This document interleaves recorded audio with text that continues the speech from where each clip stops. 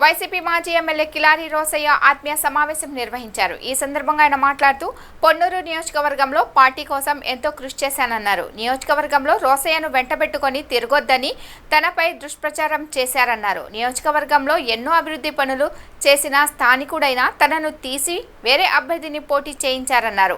ఓడిపోయిన తర్వాత కనీసం ఆ అభ్యర్థి కార్యకర్తలను పట్టించుకోలేదని, పార్టీలోని కొంతమంది పెద్దలు తనను మానసికంగా దెబ్బతీయాలని వ్యతిరేకంగా కుట్రలు పన్నారని అన్నారు. పార్టీ కోసం కష్టపడిన నాయకులు కార్యకర్తలకు నిరాదరణ మిగిలిందని, పార్టీలోని కొంతమంది పెద్దలు తనను మానసికంగా దెబ్బతీయాలని వ్యతిరేకంగా కుట్రలు పన్నారన్నారు. పార్టీ కోసం కష్టపడిన నాయకులు కార్యకర్తలకు నిరాదరణ మిగిలిందన్నారు. పార్టీలో కొంతమంది పెద్దలు ఇష్టాలతో పార్టీ నడుస్తుందని ఆరోపించారు.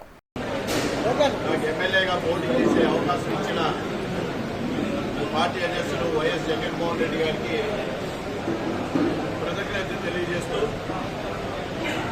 ఏదైతే 2019 నుంచి 2024 వరకు కూడా వారు ఇచ్చిన అవకాశాన్ని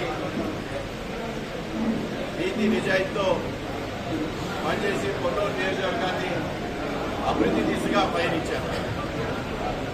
కానీ పార్టీలోని కొన్ని పెద్దలు వాళ్ళ ఇష్టాలతో పార్టీలో కృషి చేసిన వ్యక్తులకి సరైన మద్దతు ఇవ్వకపోగా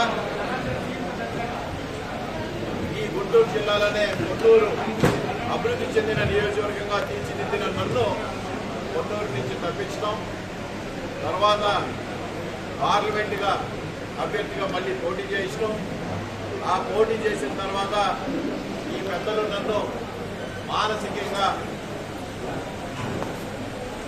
నన్ను వేధించడం నాకు చాలా బాధ వేసింది. అయినా కూడా ఏదైతే మా పెద్దలు డాక్టర్ ఉమ్మారెడ్డి వెంకటేశ్వర గారు ఉన్నారో వారి యొక్క శిక్షణతో మేము పనిచేస్తాం. అయినా కూడా ఎలక్షన్స్ అయిపోయిన తర్వాత కూడా ఇంకా పార్టీలోని ఈ పెద్దలు వాళ్ళ ఇష్టాలతోనే నడుపుతూ ఉన్నారు.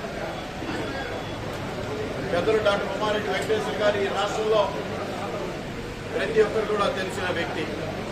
ఆయన యొక్క సుదీర్ఘ ప్రయాణం, ఆయన యొక్క అనుభవం ఈ పార్టీ కూడా ఎప్పుడు కూడా ఉపయోగించుకోవాలి. అయినా కూడా ఆయన నిబద్ధతతో పనిచేయడం మా అందరం కూడా అదే నిబద్ధతతో ఈ రోజు కూడా పనిచేస్తూ ఉన్నాం.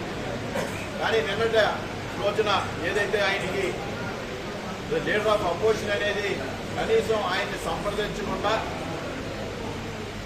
ఈ యొక్క పార్టీలో చాలా మందిని మోసం చేసిన వ్యక్తి, చాలా మంది ఓటమికి కారైన వ్యక్తికి ప్రమోషన్ మీద ప్రమోషన్ ఇచ్చుకుంటూ రావడం వల్ల మాకందరికి కూడా ఈ పార్టీలో కొనసాగడానికి మేము ఇక మా మనస్కరించట్లేదు. కాబట్టి నేను పార్టీ యొక్క సభ్యత్వానికి రాజీనామా తెలియజేస్తానని చెప్పి ఈ సందర్భంగా తెలియజేస్తాను. నాతో పాటు పార్లమెంట్ నియోజకవర్గంలోని ఎంపీటీసీలు కానీ, జెడ్పీటీసీలు కానీ, ఎంపీపీలు కానీ, పార్టీలో వివిధ హోదాలు ఉన్న వ్యక్తులందరూ కూడా ప్రతి ఒక్కరు కూడా పార్టీలో జరుగుతున్న అన్యాయం గత 5 సంవత్సరాల నుంచి కూడా అందరూ చూస్తూ ఉన్నారు. ఎప్పటికప్పుడు చదువుకుంటూ ఉంటారు. ఎప్పటికప్పుడు ఏదో రోజు గుర్తింపు రాకపోదా అని ఎదురు చూస్తున్న పార్టీ క్యాడర్ అందరూ కూడా ఈ రోజు కూడా వాళ్ళకి చాలా బాధకరమైన సంఘటనలు ఎన్నో చూసినా కూడా ఈరోజు వాళ్ళందరూ కూడా మీతో పాటు మేము కూడా ఉంటామని చెప్పి చెప్పడం. సో రాబోయే రోజుల్లో మా ఒక ప్రణాళిక అందరూ కూడా కలిసికట్టుగా తీసుకుని రాబోయే రోజుల్లో మా ప్రయాణం ఏ విధంగా ఉంటుందో మరొకసారి మీ ముందుకు వస్తామని చెప్పి తెలియజేసుకుంటూ, అది ఈ యొక్క సమావేశంలో వచ్చిన ప్రతి ఒక్కరికి, అలాగే ప్రింట్ నేషనల్ మీడియా వారికి నమస్కారం తెలియజేస్తాను. సార్, ఏ పార్టీలో జాయిన్ అవబోతున్నారు? ఇప్పటివరకు ఏ నిర్ణయం లేదు. అందరూ కూడా నిర్ణయించుకొని మా యొక్క ఫ్యూచర్ ఏ విధంగా ఉంటుందో, ఏ విధంగా మేము ముందుకు వెళ్తే అందరూ కూడా నాకు నా పార్టీ నేను ఒక్కనే ఆలోచన చేయండి. ఇక్కడ ఇచ్చేసిన ప్రతి ఒక్కరికి అందరితో సంప్రదించే అందరూ కూడా తగిన నిర్ణయం తీసుకొని అందరిని కూడా గట్టికి కాపాడుకునే విధంగా మేమందరూ కూడా ముందుకు వెళ్దామని చెప్పి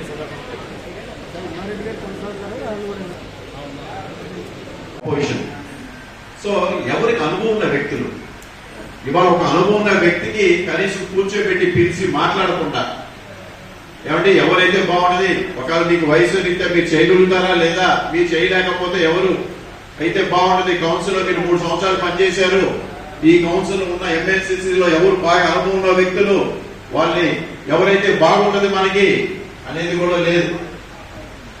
కొంతమంది ఇష్ట అయిష్టాలతో ఈ పార్టీ నడుస్తా ఉంది. వాళ్ళ అనుగుణంగా ఆ వ్యక్తికి ఇవాళ లీడర్ ఆఫ్ అపోజిషన్ ఇచ్చారు. అంటే ఎక్కడికి వెళ్తుంది పార్టీ? మరి పార్టీ కోసం కష్టపడిన వాళ్ళందరూ ఇలాంటి వ్యక్తుల కింద నలిగిపోవటం వల్ల పార్టీ ఏ విధంగా ముందుకు సాగగలదు, ఏ విధంగా ముందుకు వెళ్ళగలదు? ఎన్ని రోజులు ఈ విధంగా పోనీలే మనం కష్టపడుతున్నాం కదా, మన కష్టానికి గుర్తింపు ఉంటుంది అని మనం తల ఉంచుకొని చదువుకొని వెళ్తా ఉన్నా కూడా చేప కింద నీళ్ళగా వాళ్ళని పొగలు పెట్టడం, వీడిని పంపించడం, వాడిని చేయటం ఎంత ఎందుకు కారణం అంటే పైన కొంతమంది పెద్దలు వాళ్ళ ఇష్ట అయిష్టాలతో పార్టీ నడుస్తుంది. వాళ్ళ ఇష్ట అయిష్టాలతో అక్కడికి వెళ్ళి చెప్పడం, వాళ్ళని తీసేయడం, వాళ్ళని మార్చేయడం. అంతేగాని ఇతనికి అర్హత ఉందా లేదా, ఇతనికి సరైన పరిజ్ఞానం ఉందా లేదా అనేది ఎక్కడ కూడా లేదు. ఆ పరిజ్ఞానం ఏంటో మనం చూసాం. వాళ్ళ పార్టీ అందరూ కూడా బాధపడతా ఉన్నాం. ఏ విధంగా ముందుకు వెళ్ళాలి, ఏ విధంగా ఉందంటే పార్టీ ఓడిపోయిన తర్వాత కూడా పార్టీ క్యాండిడేట్ ని ఓడించడానికి ప్రయత్నం చేసిన వ్యక్తికి మళ్ళీ ప్రమోషన్ ఇస్తాం. ఓడిపోయిన తర్వాత కూడా ఇంకా పార్టీ కింద ఏ విధంగా మనం కొనసాగాలి, ఎవరు దీనికి చెప్పేవాళ్ళు ఎవరు? కాబట్టి ఇవన్నీ మీ దృష్టికి తీసుకొస్తున్నాయి. ఇక్కడ ఉన్న ఇంకా చాలా చెప్పుకుంటా పోతే ఇంకా చాలా ఉన్నాయి.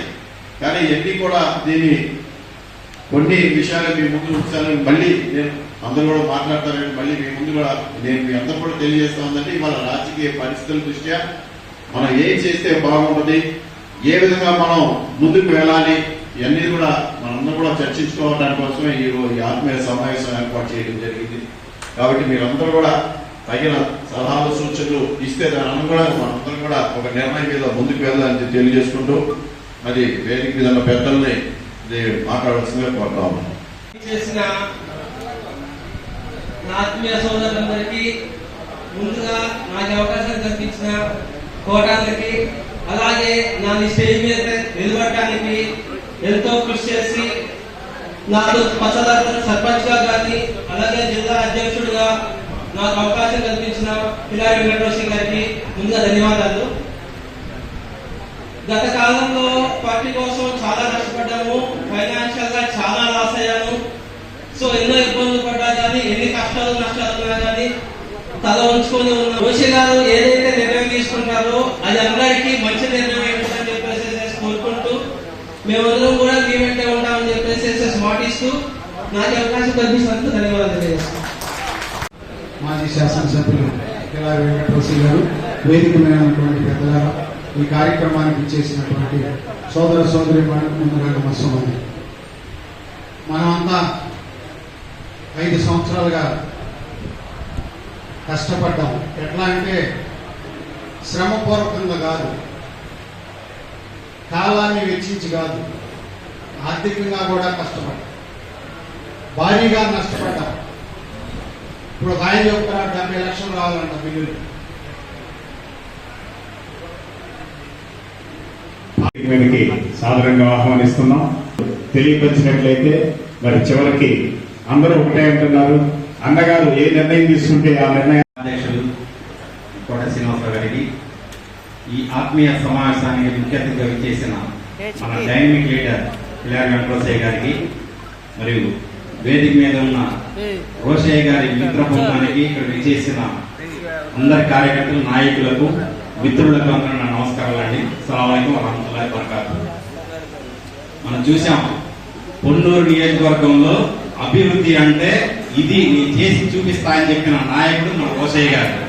చేసి చూపించారు. అట్లానే ఎప్పుడు జరగనటువంటి అభివృద్ధి చేశారు. నేను చూసా చాలా సార్లు అభివృద్ధి చేస్తున్నారు. 100% మనం అందరం అనుకున్నాం 100% టికెట్ కన్ఫామ్ అని చెప్పి. కానీ కొన్ని రాజకీయ కుయుక్తులతో ఆయన ఉంటే మన రాజకీయ భవిష్యత్తు ఉండదని చెప్పి ఇది ఇక్కడ చిన్నాళ్ళు కాదు, హై లెవెల్లో నాయకులంతా ఆయన రాకుండా చేయాలి, టికెట్ రాకుండా చేయాలని చెప్పి అనుకున్నారు. రాకుండా చేయడానికి వాళ్ళు సక్సెస్ అయ్యారు. నేను ఆ రోజే రాజీనామా చేద్దాం అనుకున్నా పార్టీ, ఎవరికి తెలియదు. కిలారి వెంకటరోసయ్య గారికి టికెట్ లేనప్పుడే, రాలేదు అన్నప్పుడే రాజీనామా చేద్దాం అనుకున్నా పార్టీ. కానీ ఎంపీకి పోటీ చేస్తున్నారని చెప్పారు.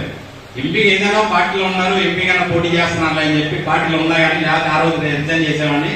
ఆ రోజు రిజైన్ చేయకుండా మానసికంగా కుంగిపోయిన నాయకుడు ఎవరంటే కిలారి వెంకటరోసయ్య గారు.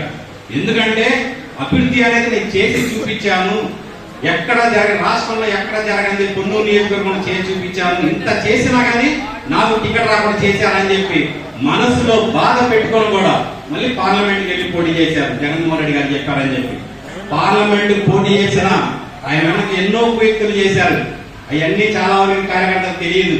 మనసులో మాట చాలా మనసులో లోతుగా కొంతమందితో షేర్ చేసుకున్నారు. ఆ బాధలు అన్ని పంచుకున్నాం కాబట్టి నేను ఒకటే మాట చెబుతున్నా, రోషయ్య గారు ఎటుంటే అటే, రోషయ్య గారు అనుచరుడిగా రోషయ్య గారు ఏ నిర్ణయం తీసుకున్నా దానికి నేను కట్టుబడి ఉంటా. ఎందుకు చెబుతున్నానంటే ఆ మాట, మైనార్టీల పరంగా ఎప్పుడు లేని అభివృద్ధి దరగా దగ్గర 2 కోట్లు తీసుకొచ్చిన, అంతకుముందు ఏ చరిత్రలు ఏ నాయకులు తీసుకురాకుండా మైనార్టీలు కూడా నేనున్నానని చెప్పి 2 కోట్లు తీసుకొచ్చారు అభివృద్ధికి.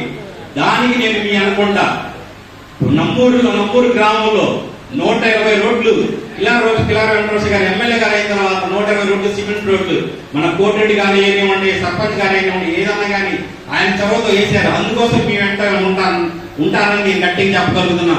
ఇంకోటి ఏంటంటే పెదకాకడి మండలంలో కానీ కళ్యాణ మండపం తీసుకురావడం చేపురంలో ఇప్పుడు దాకా ఎవరు చేయని విధంగా చేపురం పిలిచి దాని శాంతి ఎమ్మెల్యే గారితో పాటు కూడా వెళ్ళడం జరిగింది. ఆయనతో పాటు విజయవాడలో ఆఫీస్ కాడ ఇరిగేషన్ డిపార్ట్మెంట్ అన్ని డిపార్ట్మెంట్ వెళ్ళడం జరిగింది.